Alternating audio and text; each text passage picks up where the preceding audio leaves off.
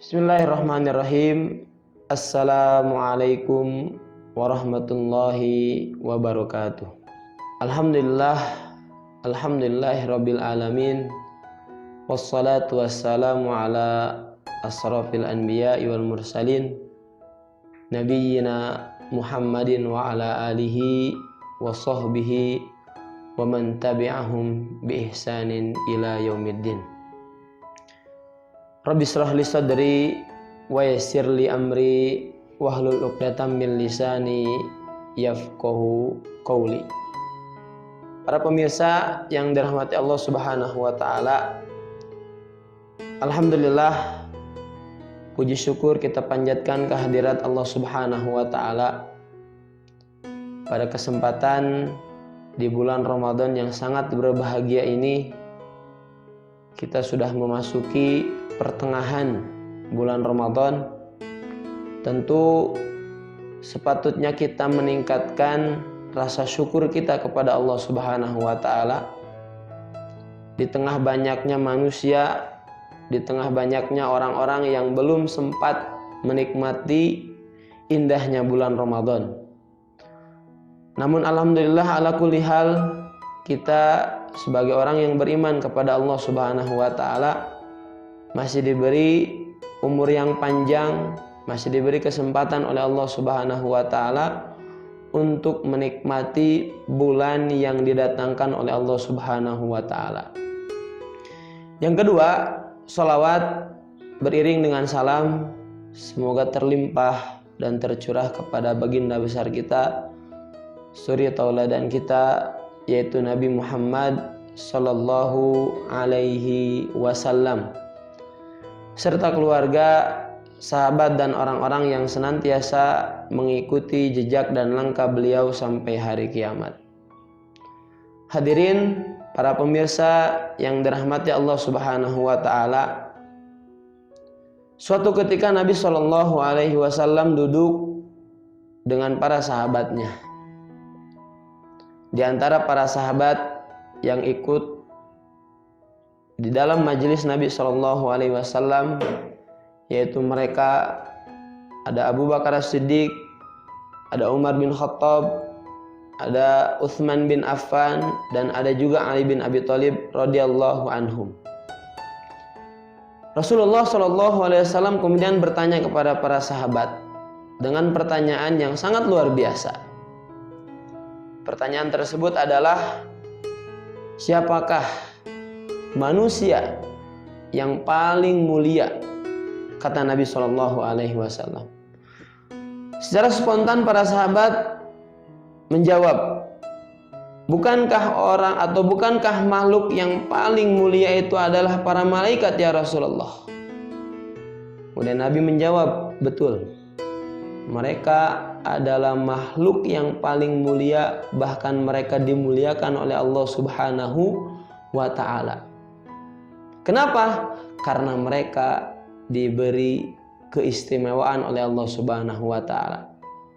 Mereka diciptakan dari cahaya, sedangkan kita diciptakan dari tanah.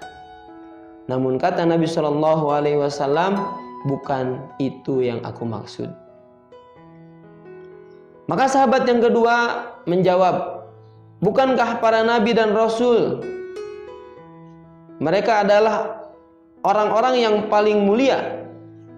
Nabi pun menjawab lagi, betul. Para nabi, dari mulai nabi yang dituliskan oleh Allah Subhanahu wa taala di dalam Al-Qur'an sampai nabi yang tidak dituliskan di dalam Al-Qur'an, mereka mulia karena mereka diutus oleh Allah Subhanahu wa taala, karena mereka diperintahkan oleh Allah Subhanahu wa taala untuk menyebarkan ajaran-ajaran yang Allah Subhanahu wa taala amanatkan. Tentu saja mereka sangat mulia. Namun Rasul mengatakan, namun bukan itu yang aku maksud.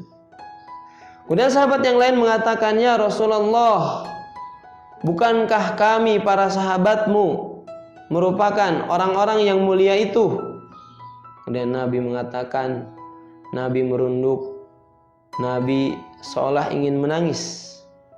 Betul, kalian adalah orang-orang yang paling mulia, karena kalian berada di sampingku, karena kalian berjuang bersamaku, karena kalian ada untuk membantuku, kata Nabi Shallallahu Alaihi Wasallam, sehingga kalian termasuk orang-orang yang mulia. Namun kata Nabi, bukan kalian yang aku maksud. Maka ya Rasulullah, tunjukkan kepada kami siapa orang-orang yang mulia, yang melebihi malaikat, yang melebihi para nabi, yang melebihi para sahabat. Nabi pun menjawab, mereka adalah orang-orang yang lahir setelahku, yang lahir setelah kalian. Namun luar biasanya, mereka tetap beriman kepadaku meskipun mereka tidak pernah bertemu denganku. Jauh mereka lahir setelah kami, jauh mereka lahir setelah kalian. Namun karena kecintaan mereka kepadaku, kecintaan mereka kepada Allah Subhanahu wa Ta'ala, membuat mereka beriman kepada Allah, kepada Rasul-Nya, sehingga yang aku maksud adalah mereka orang-orang yang beriman kepadaku, namun mereka tidak pernah bertemu denganku.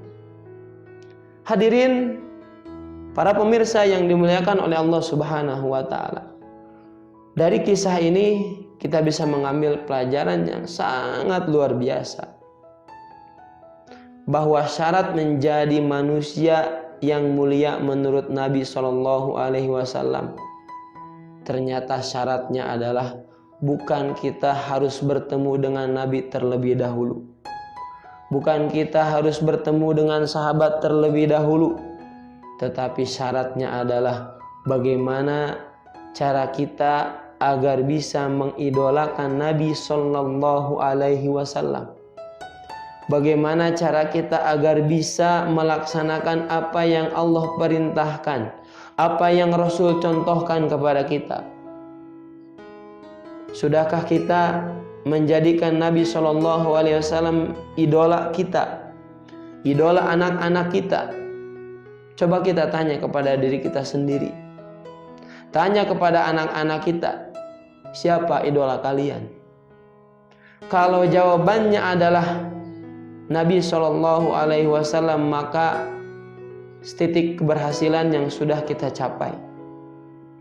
Namun apabila jawaban mereka adalah bukan Nabi Shallallahu Alaihi Wasallam, bahkan orang-orang kafir yang hanya bisa main bola, yang hanya bisa berperan A, berperan B, tanpa mereka membahagiakan atau tanpa mereka membanggakan Nabi Muhammad Sallallahu Alaihi Wasallam, maka ini yang harus, atau maka ini menjadi PR kita semuanya. Jamaah sekalian yang dirahmati Allah Subhanahu wa Ta'ala, begitu besarnya kerinduan Nabi Sallallahu Alaihi Wasallam kepada umatnya. Di banyak kesempatan, di banyak peristiwa, bahkan ketika Nabi Sallallahu Alaihi Wasallam dijemput oleh malakal maut, yang dikhawatirkan oleh Nabi Shallallahu Alaihi Wasallam bukan anak-anaknya, bukan harta-hartanya, bukan warisan-warisannya, tetapi yang Rasul Shallallahu Alaihi Wasallam khawatirkan adalah bagaimana kondisi umatku setelahku tidak ada. Bagaimana kondisi umatku apabila aku sudah dijemput oleh Allah Subhanahu wa Ta'ala. Begitu besarnya pengorbanan Nabi Shallallahu Alaihi Wasallam kepada kita. Begitu indahnya pengorbanan Nabi Shallallahu Alaihi Wasallam kepada kita, sehingga sejarah mencatatkan dengan tinta yang sangat bagus, dengan tinta emas. Maka tidak heran ketika kita selalu mendengarkan nama Nabi Shallallahu Alaihi Wasallam di berbagai macam doa-doa seluruh umat manusia. Tidak heran kalau seandainya Nabi selalu dikirimkan sholawat oleh seluruh ratusan miliaran umat manusia, karena tentu mereka merindukan Nabi Shallallahu Alaihi Wasallam. Maka mudah-mudahan jamaah sekalian, kita termasuk orang-orang yang dirindukan Nabi Shallallahu Alaihi Wasallam. Mudah-mudahan kita termasuk orang yang menjadi bagian yang disebutkan Nabi SAW. Dan yang terpenting, mudah-mudahan kita termasuk hamba-hamba Allah Subhanahu wa Ta'ala yang mendapatkan syafaat dari Nabi SAW. Karena tidak ada syafaat yang paling mulia kecuali bersumber dari Nabi Muhammad Sallallahu Alaihi Wasallam. Mudah-mudahan pesan ini menjadi ibroh, menjadi pendorong semangat agar kita bisa menjadikan Nabi kita idola kita, agar kita bisa menjadikan Nabi kita panutan kita, agar kita bisa menjadikan Nabi kita suri tauladan yang terbaik bagi kita dan bagi seluruh umat manusia.